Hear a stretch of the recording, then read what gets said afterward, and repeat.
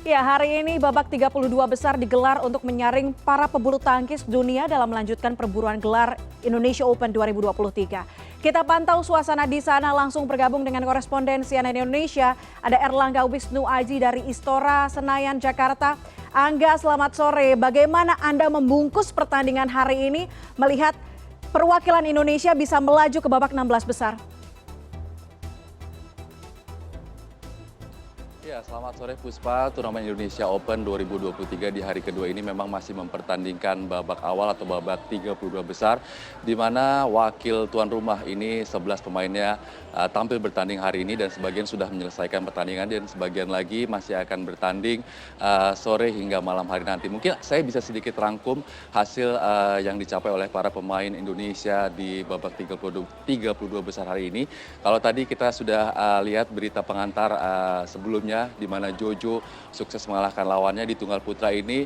Sayangnya kemenangan Jonathan Christie tidak dapat diikuti oleh tunggal putra Indonesia lainnya, yaitu pemain muda kita Chico Aura Wardoyo yang harus menyerah kalah dari juara dunia 2021 asal Singapura Loh Ken Yew. Namun di nomor tunggal putra ini kita masih memiliki harapan lewat juara dari Singapura Open 2023 minggu lalu, Anthony Sinisuka Ginting, yang masih akan bertanding mungkin sore atau malam hari nanti, yang akan bertemu pemain Denmark Hans Christian Vittinghus. Itu tadi dari nomor tunggal putra.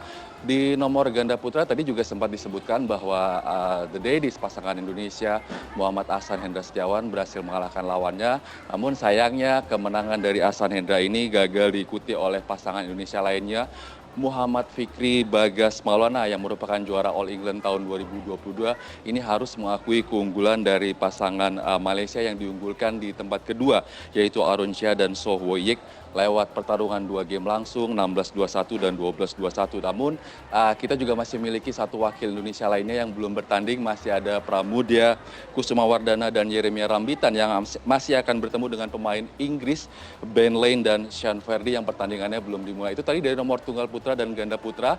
Kemudian dari nomor ganda putri tadi disebutkan bahwa Apriani Rahayu dan Siti Fadia berhasil melaju ke babak 16 besar. Namun kita juga masih memiliki satu wakil lainnya yang belum bertanding, yaitu ada Ridya Aulia dan Kelly Larissa yang masih akan bertemu dengan pasangan Catherine Choi dan Josephine Wu. Dan terakhir, perwakilan kita di nomor ganda campuran siang tadi, ganda campuran kita yaitu Rinov Rinaldi dan Pita Mentari ini sukses mengalahkan unggulan kelima asal Prancis, yaitu Tom Gikel dan Delphine Delroux, lewat pertarungan 2 game langsung 21-14 dan 21-15. Ini artinya Rinov dan Pita berhak melaju ke babak 16 besar. Namun kesuksesan Rinov Pita ini juga diikuti oleh pasangan Indonesia lainnya, yaitu Praven Jordan dan Melat Hidayeva, yang juga mengalahkan pasangan Malaysia Chang Peng Sun Chia Yisi 2 game langsung 21-16 dan 21-9. Tapi di nomor ganda campuran kita juga masih memiliki harapan lewat penampilan pasangan Dejan Ferdinandsyah dan Gloria Wijaya yang masih akan bertanding sore atau malam hari nanti. Namun yang menjadi catatan bagi saya, Puspa, adalah di nomor ganda putra, di mana seperti kita ketahui bahwa nomor ganda putra ini selalu menjadi andalan dari Indonesia dalam setiap turnamen-turnamen bulu tangkis yang digelar. Dan di turnamen Indonesia Open ini adalah turnamen dengan level Super 1000 atau dengan level tertinggi dalam kalender BWF World Tour. Namun dari beberapa turnamen terakhir yang diikuti oleh ganda putra kita ini hasilnya kurang baik atau cukup mengecewakan. Contohnya di Singapura Open 2023 yang baru saja usai minggu lalu, ini Indonesia menurunkan 6 pasangannya di Singapura Open. Namun dari 6 pasang tersebut, 5 pasangan ganda putra Indonesia ini harus kalah di babak-babak awal. Hanya pasangan The Babies, yaitu Leo Rolly dan Daniel Martin, yang sukses maju ke 8 besar walaupun akhirnya kalah. Dan di Indonesia Open kali ini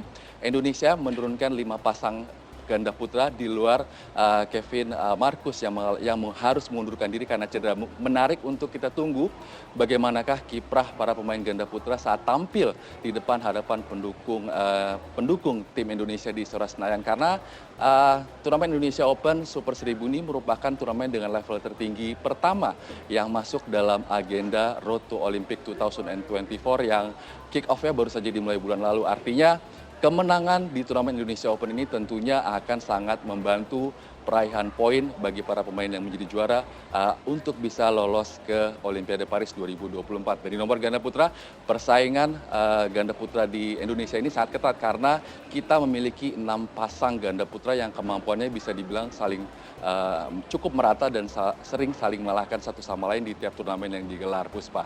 Oke, dengan ekspektasi yang begitu tinggi, bagaimana kemudian suasana dan juga riuhnya pendukung pebulu tangkis tanah air? Kalau kita tahu tahun lalu kita gagal ya meraih gelar juara di Indonesia Open 2022. Apakah tahun ini terlihat justru supportnya dari para pendukung dan juga ofisial dalam turnamen Indonesia Open 2023? Ya, kalau berkaca dari hasil tahun lalu Indonesia Open 2022, memang hasil yang diraih tim Indonesia ini kurang baik karena pemain-pemain Indonesia ini hanya 4 pemain yang mampu melaju hingga ke babak perempat final dan semuanya gagal melaju ke babak semifinal.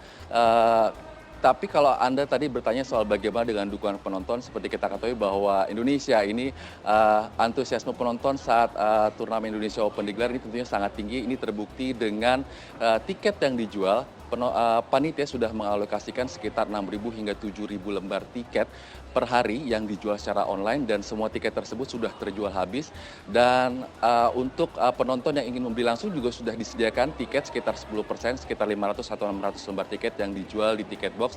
Dan hari ini tadi pagi saat saya sampai ke Istora ini juga tiket yang dijual on the spot sudah terjual habis. Dan menariknya, memang salah satu fakta menarik lainnya adalah turnamen Indonesia Open tahun 2023 ini adalah kali terakhir turnamen Indonesia Open akan digelar di Istora karena rencananya tahun depan Indonesia Open tahun 2024 akan digelar di Indoor Multifunction Stadium yang baru saja rampung dibangun yang masih di kawasan Senayan Jakarta. Ini salah satu pertimbangan panitia memindahkan venue Indonesia Open dari Istora ke Indoor Multifunction Stadium adalah salah satunya adalah karena kapasitas penonton. Seperti kita ketahui di Istora ini hanya mampu menampung sekitar 7.000 penonton dan setiap pertandingan Indonesia Open mulai dari babak pertama hingga babak final penonton selalu datang antusias, selalu penuh, selalu full house dan nantinya di Indoor Multifunction Stadium dengan kapasitas penonton sekitar 16.000 orang penonton tentunya akan dapat mengakomodir para badminton lovers yang ingin menyaksikan langsung para pemain-pemain